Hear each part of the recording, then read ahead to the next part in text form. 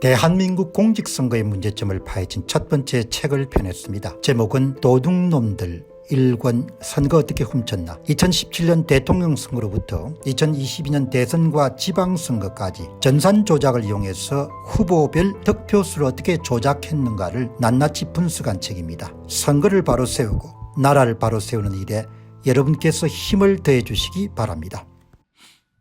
자, 이 탄핵 세력들이 굉장히 위기감을 지금 느끼는 거죠. 이게 이제 이 사람들이 위기감을 느끼는 것은 윤 대통령 지지율이 상당히 빠른 속도로 이런 회복세를 넘어가지고 대선 전국 이상으로 아마 치닫게 되는 것 같아요. 왜냐하면 한쪽이 워낙 여러분들 불법적인 일을 하니까, 현직 대통령을 불법으로 체포 구금하게 해서 별짓을 다 하니까 젊은 사람들이 어마어마하게 깨어나기 시작한 겁니다.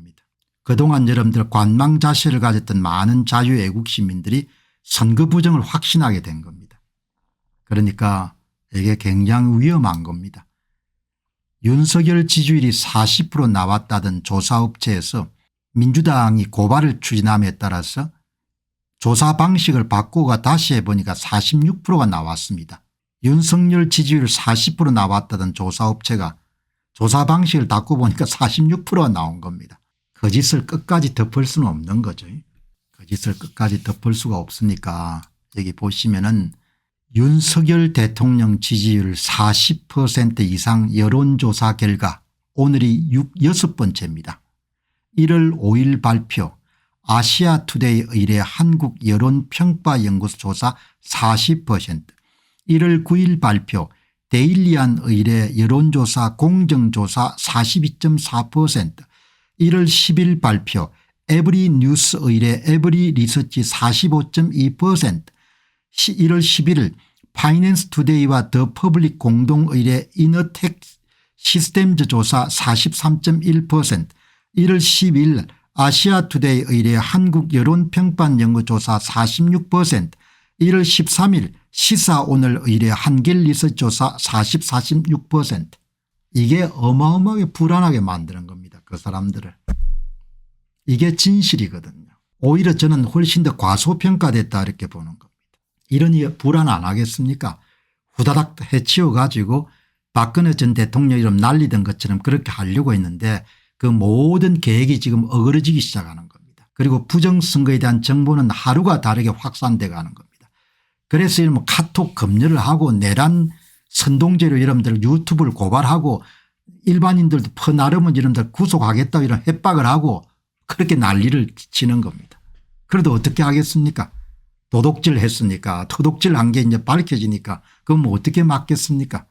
굉장히 불안한 겁니다. 이 사람들이. 이 사람들이 어마어마하게 초조하고 불안한 겁니다. 그래서 대통령을 바로 여러분들 구속시켜야겠다 그렇게 여러분들 올인하는 겁니다.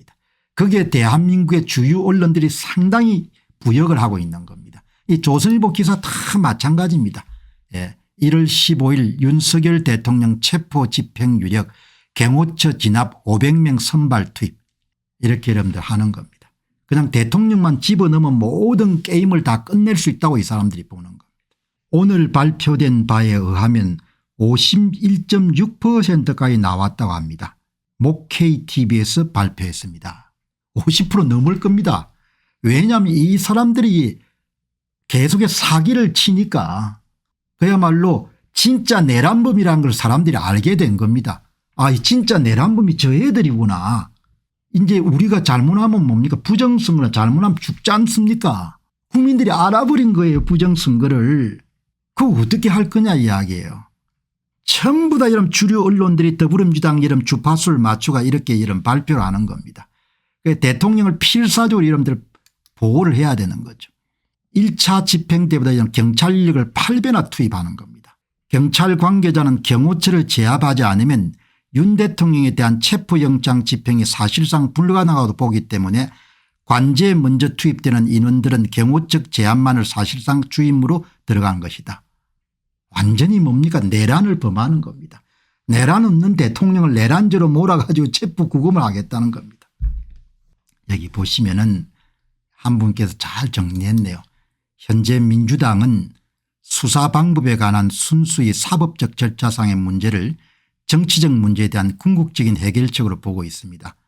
윤 대통령을 체포하는 순간 모든 것이 한꺼번에 해결 가능하다고 보고 있는 것입니다. 그러니까 여러분 윤 대통령을 보호할 수 있느냐 이게 관건입니다.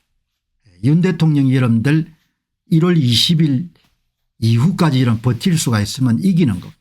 경찰들이 지원자가 현저하게 적은 모양이에요. 경찰들도 생각할 거 아닙니까? 경찰들이 이런 여론이 50%대를 육박하니까 경찰들이 자원을 안 하는 겁니다. 이런 보시죠. 나는 이런 나라에 살게 될지 참 꿈에도 생각을 못했습니다. 현직 대통령을 불법적인 수사 공수처 불법적인 영장 발급 서부지법 그런 사회를 살고 있습니다. 제가 앞에서 말씀드린 바와 같이 건국 이래 최고의 사악한 세력을 만난 겁니다. 이런 정당은 없었습니다. 그런데 이게 여러분들 지금 상황이 만만치 않은 것 같아요. 제가 가끔 들어가 보시는 좀 이렇게 국제적 시각을 갖고 계시는 염호석이라는 분 스티브 염이라는 분의 페이스북을 한번 들어가 봤더만 진짜 현장 이야기를 알 수 있는 이야기를 해놨네요. 뭔가 하니까 이태원에 일이 있어 가지고 나간 김에 시위 현장을 한번 가봤다 이야기죠. 생각보다 평화로운 탄핵 반대 시위였습니다. 주로 연세가 드신 분들이 많았지만 20대와 30대도 많이 보였습니다. 재미있었던 것은 탄핵 찬성 시위도 바로 옆에서 하고 있었습니다. 탄핵 찬성하는 사람들은 탄핵 반대 시위자들의 20분의 1 아니 그보다 훨씬 적었습니다. 궁극적으로 탄핵 찬성 시위대 장소에도 가보고 탄핵 반대 장소에도 갔습니다. 탄핵 찬성 시위대는 쌍욕에 폭력까지 쓰는 걸 봤습니다. 아무래도 탄핵 반대 시위하는 분들의 숫자가 훨씬 많았을 것 같습니다. 탄핵 반대 시위대에 가서 20대 젊은이에게 왜 이곳까지 왔냐고 물어봤습니다. 부정선거가 확실하고 부정선거로 당선된 가짜 국회의원들이 하는 짓거리를 참지 못해 왔다고 했습니다. 두 젊은이는 사전투표와 부재자 투표는 부정선거라고 단언했습니다. 20대가 이렇게 생각하고 있다니 깜짝 놀랐습니다. 관저 입구에는 국회 원외위원장들이 진을 치고 서 있었습니다. 이중 낯이 익은 인천 서구 박종진 전 앵커도 보였습니다. 그곳의 분위기만 봐서는 탄핵 반대가 압도적인 듯합니다. 대단히 이런 냉정한 관찰기를 이렇게 쓴 겁니다. 현장에 직접 가보실 수 있는 기회가 없는 분들이 많으시기 때문에 제가 현장에 비교적 이렇게 객관적으로 말씀할 수 있는 분의 이야기를 젊은이들이 정확하게 아는 겁니다. 도둑질했다는 걸. 그래서 이 스티브 염이란 분의 댓글을 한번 봤습니다. 잘하셨습니다. 그런 객관적인 견해를 올려주시는 것이 더 많은 사람들이 믿을 겁니다. 생생한 현장 정보 고맙습니다. 잘 봤습니다. 분위기를 보니 미래를 예측할 수 있겠습니다. 장시정님이란 분이 게임이 안 됩니다. 탄핵 찬성파와 반대파가. 이 다시 스티브 리엄이란 분이 100분의 1도 안 되는 것 같습니다. 탄핵 반대하시는 분들이 100배 정도 더 많다는 겁니다. 그래서 그런지 탄핵 찬성하는 사람들이 엄청 폭력적이었습니다. 민노총이나 한노총 등 노조 출신 사람들이 몇이 나온 듯합니다. 김헌이란 분이 얼마나 사람이 없었으면 공영 공중파 방송에서 사기 방송을 다 보냈겠습니까? 스티브 염이란 분이 저는 요즘 공중파 방송을 아예 보지를 않습니다. MBC나 SSBS뿐만 아니라 KBS도 언론 노조가 장악한 듯합니다. 너무 편파적인 방송을 하고 있었습니다. 정말 우리나라 큰일입니다. 이런 이야기. 젊은 세대가 다수를 차지하면서 집회 문화가 산뜻하게 바뀌는 측면도 있는 듯합니다. 여러분들이 직접 가보지 않으셨지만 대략 분위기를 알 수 있죠. 젊은 사람들이 아는 겁니다. 젊은 사람들이 더불어민주당이 이름들 표를 도둑질해 가지고 권력을 찬탈했다는 걸 아는 겁니다. 더불어민주당이 여러분들 진짜 내란범이라는 걸 젊은 사람들이 아는 겁니다. 탄핵 반대 시위대에 가서 20대 젊은이에게 왜 이곳까지 왔냐고 물어봤습니다. 부정선거가 확실하고 부정선거로 당선된 가짜 국회의원들이 하는 짓거리를 참지 못해 왔다고 합니다. 두 젊은이는 사전투표와 부재자 투표는 부정선거로 단언했습니다. 20대가 이렇게 생각하냐 깜짝 놀랐습니다. 이게 두려우니까 카톡 검열을 하겠다는 겁니다. 이게 두려우니까 내란 선전제를 적용해 가지고 유튜브가 입을 다무라는 겁니다. 딴 거 없습니다. 불안한 겁니다. 사람들이 사실을 알아가는 것이 불안하고 일반 국민들이 진실을 여러분들 접하는 것이 불안한 겁니다. 원래 전체주의자 좌파들은 사실과 진실을 여러분들 두려워하죠. 여러분 보시기 바랍니다. 좌익이란 것은 여러분들 아주 간단합니다. 좌익이란 것은 일반 딱 사람의 이름 얼굴을 보시게 되면은 그냥 좌익스럽게 생겼지 않습니까? 그냥 저는 사람 얼굴을 보게 되면 저거는 그냥 극좌구나 이렇게 여러분들 떠오르거든요. 그럼 좌익의 특징이 뭐냐? 거짓말 잘하고 사기 잘 치고 조작 잘하고 위정 잘하고 툭하면 고발하고 피해의식 강하고 맨날 남 탓하고 그게 여러분 좌익입니다. 여러분 좌익이 뭔지 아십니까? 피해의식 강하고 자기 책임감 없고 툭하면 남한테 이런 책임 돌리고 시대 탓하고 사회 탓하고 일본 탓하고 미국 탓하고 조작 잘하고 선동 잘하고 조작을 억수로 잘하죠. 좌익들이. 거짓말 잘하고 이런 게 이런 좌익인 겁니다.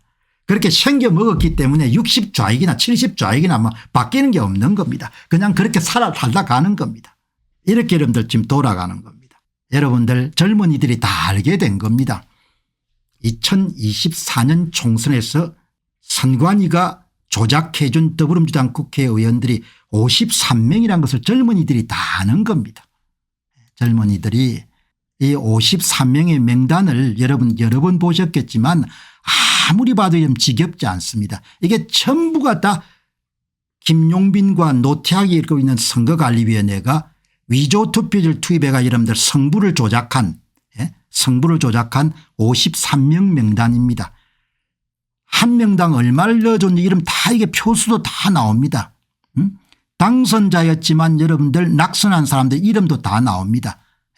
종로구 곽상원 조작, 중구 성동갑 전현희 조작, 중구 성동을 박성준 조작, 광진갑 이정은 조작, 광진을 고민정 조작, 도dom골 오기영 조작, 양천갑 황희 조작, 영등포 김민석 조작, 송파백 남인성 조작, 강동갑 진선미 조작 전부 다 조작을 해가 여러분들 노란색을 칠한 사람들은 조작해서 성부를 바꾼 경우고 흰색을 한 사람들은 원래 자기가 이겼지만 선거관리위원회가 10,000표 정도 위조투표를 투입했기 때문에 모두 다 부정성으로 당선된 겁니다. 한 표라도 부정성으로 이름 들어가게 되면 다 이름 된 겁니다. 여러분들 전부가 다 나오지 않습니까 이거를.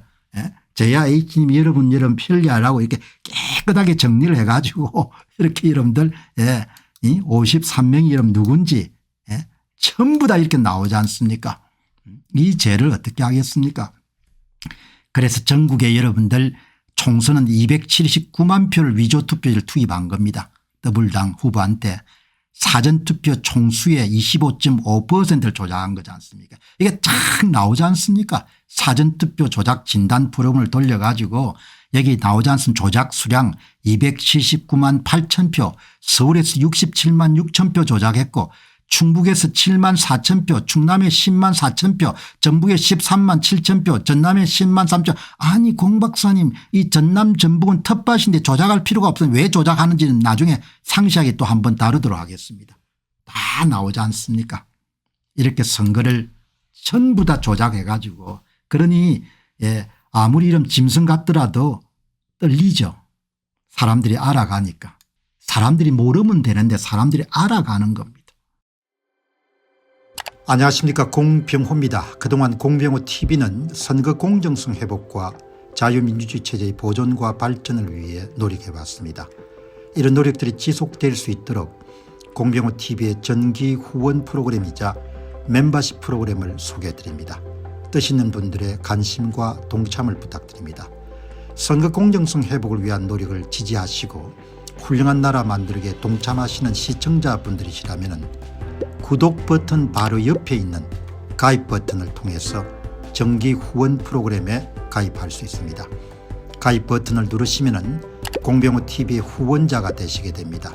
여러분의 후원이 선거 공정성 회복을 위한 노력에 힘을 더할 수 있을 뿐만 아니라 자유민주주의 체제의 수호를 그리고 발전을 통해 여러분과 후손들의 삶에 빛과 소금이 될 것입니다.